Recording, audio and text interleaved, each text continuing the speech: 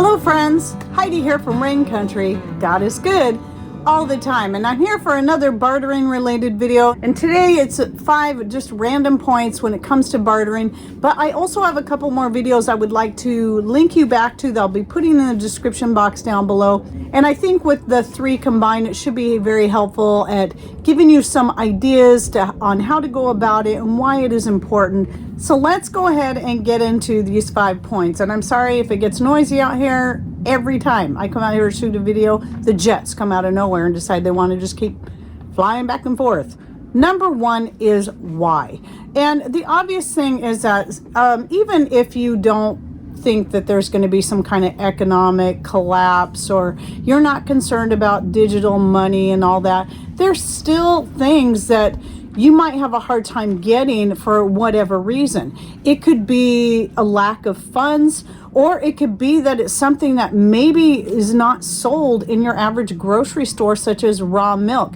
Maybe you know that raw milk is going to be far better for you and your family than pasteurized milk that you can buy in a store, and you know somebody who has cows or goats or sheep that they can get milk from, and you would much rather have that raw milk. And if it's illegal to sell it in your state, then at least you can barter for it with trade.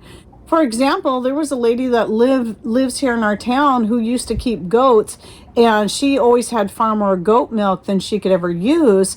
And because she watched our channel and really appreciated our videos, she would actually give us 1 gallon to 1.5 gallons of milk every single week, just as a way to thank us for our videos.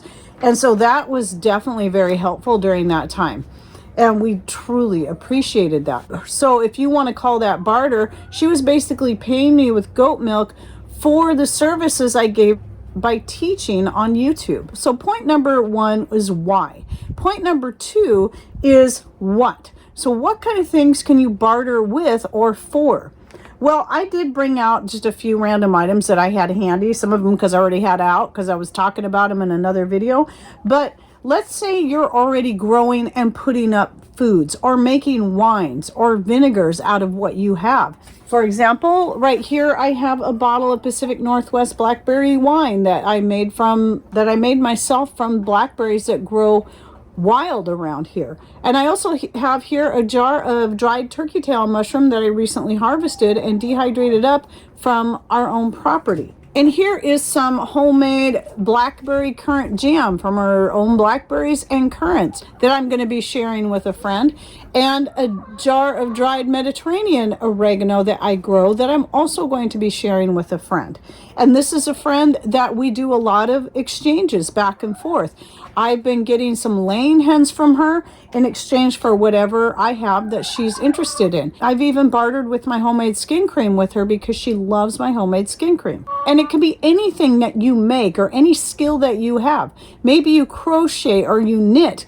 You can make sweaters and blankets and gloves and hats for people that need them. Let's say you don't have a farm or you can't garden. You can make those things in exchange for food and whatever that you can get from people who do those things. And any other crafty items, maybe you do paper crafts or wood crafts or whatever it is, even metal work. Or if you have other types of skills, or you're willing to do the work in some form, whether it be helping somebody put in a garden, or maybe you have the heavy equipment to help people do what they need to do to prepare their area for a garden or a farm. Or maybe you have computer skills or bookkeeping skills that you can help people in that way. The list is long. Whatever you can think of. You can even use, maybe you have some old items that you never use anymore, whether it be old dishes or old clothes or old tools.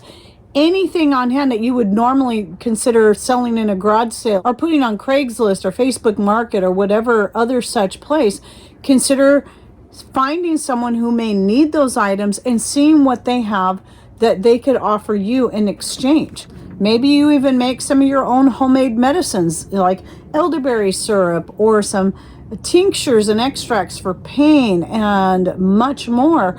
These can be great barter items as well. You could even consider teaching people how to make things for themselves, such as teaching them how to make soap or how to can or how to dehydrate or how to sew, how to crochet, how to knit, how to woodwork. You can teach people these things in exchange for product as well. The list is long, and I could be here all day talking about the many options. And I'm sure if you just thought about it, you could figure out something that you can do or make that would be a good product to trade for things that you need. Point number 3 is how. So we did the why, we did the what, and the how. Well, the how is really a lot easier than most people think. People just think it's so difficult. It's just a matter of asking people. In one of the videos I'm linking to down below, I did talk about monetary value, like figuring out the value of something that you have to offer based on, maybe your hour, what you would figure to get paid per hour, and the materials that went into that, and so on.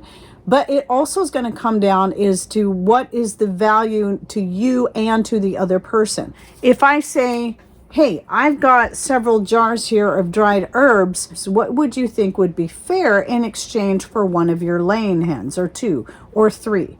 And just talk to them. Don't be afraid to talk. I think a lot of times people are just too afraid to get out there and ask. And it's by doing that you can both come to an agreement, because what it comes down to is what the value is to them and to you. That exchange, some people may not find it fair one way or the other, because they might not see the same value in these items or in this labor that you and this other person that you're doing this trade with would see. You can kind of base some things off of monetary value to help give you an idea where to start. Again, it comes down to what kind of agreement you're going to make with that person and what it's worth to each of you. And it's not really that hard. I had people when I was teaching dance that we did trade. So I would take their children into my dance class in exchange for this and that, or give them a discount. Maybe 1 month somebody had a lot of extra fabric they didn't need, and they say, here, I'd like to give you this fabric in exchange for a discount on my on dance class. And I might look it through and say, okay, I'll give you this much off dance class, or maybe I'll give you the month for free, or whatever it was. It just depended on the item. And so it's that easy. And people have been doing this for thousands of years. It's a matter of just getting out of the mindset and thinking outside the box of, I have this much money, I'm going to go down and buy this item for this much money. That's what we're used to. That's what most of us have been raised into thinking, instead of going back to the old school way of doing things, of just trade. The point number 4 I wanted to bring up, and this is in response to the video where I was talking about, growing and putting up more for the sake of barter. And several people came in and talked about, well, I always just give away my extra. Maybe they have extra herbs and extra zucchini and extra apples, and they just give it away. That's great. And none of this in any way negates doing that. I think being generous with what you have is important, because it can, by showing people, hey, I grew this, I have this extra, can you use it? For some people, it will make them think about, maybe I should consider doing this. And it might open up those teachable moments. I mean, sometimes people are just in need, and we should learn to be caring and kind.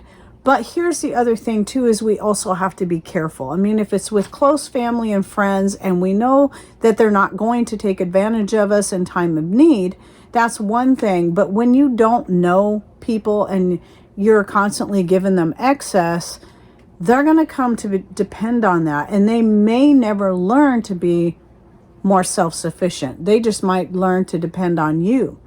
So if you're wanting to be generous with your excess, then consider giving anonymously to places like food banks and more that will take whatever it is that you have. Some places won't take home canned goods because of the risk, which is funny because you take actually more risk by a lot of the store-bought stuff, but I understand it. But maybe you have fresh produce, and that's a way, like in our local community, a lot of people will give their fresh produce to the local food bank, who will then turn around and give it to those who need it.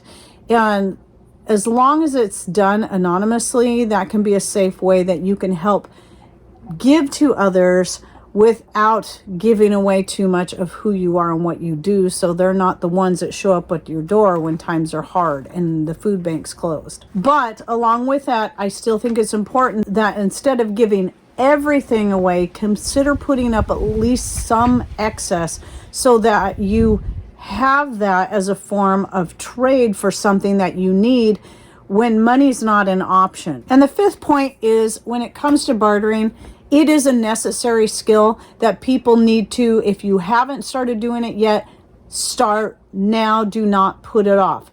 Get in the practice of it, because the more you do it, the easier it will be. And then you won't be afraid to at least make an offer to someone for whatever. Here's 2 or 3 jars of home canned blackberry currant jam, or beans, or even some excess beef roast that I dehydrated up and vacuum sealed into this jar.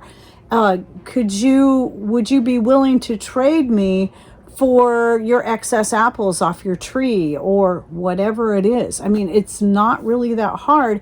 A lot of it, I think, for most of us, it's just getting past that fear of doing it, that uncomfortableness, because we've never done it before. And what if they get mad, or what if they don't want to do it? Well, really, the worst, they're not going to get mad. The worst they're going to say is no. Or they may do a counter offer, just like you do when you're buying a house. So start now. Start now. And surely there's going to be someone that's going to be willing to work with you if you try. Now, some people do just want cash. And I get it, because I've had people come that had absolutely nothing to offer that wanted me to make a hat for them, but they had nothing to offer. They didn't have money. They didn't have any kind of skill. They didn't have any kind of produce. They had nothing to offer me in exchange. I think what they really wanted is they just wanted me to make a hat for them for free, even though they were a complete stranger to me. It's like, well, I can't afford it. I don't have any money. It's like, well, do you have this, that? These are the kind of things I can use. Oh, I don't have any of that stuff. It's like, well, sorry. But, people are funny. Some people are just funny. But anyway, just start now, and start thinking about it now, and start looking at what you have and what you can do in exchange for the things that you may need, or the labor that you may need done around your place.